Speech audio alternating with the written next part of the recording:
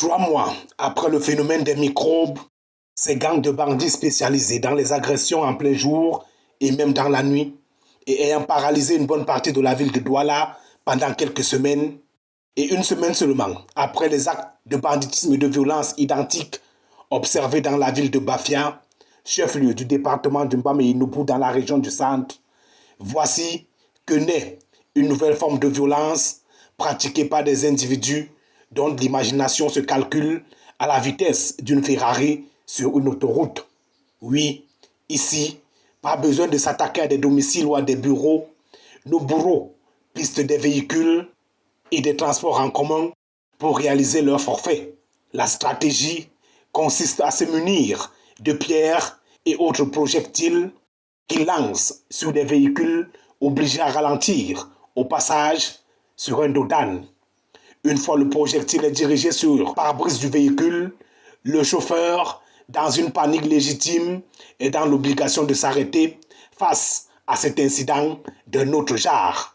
Les auteurs du crime, armés de machettes et de gourdins, sortent de leur cachette et intiment au chauffeur l'ordre d'ouvrir les portières du bus ou du simple véhicule et y font irruption en dépouillant les passagers de leurs biens, argent et bijoux dans une violence hors du commun.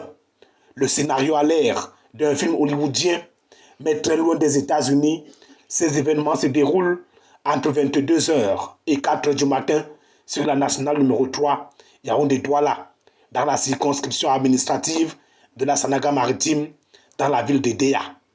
Des passagers sont traumatisés et violentés, les véhicules sont endommagés, la peur règne sur la route, une route nationale, l'une des plus fréquentées au Cameroun.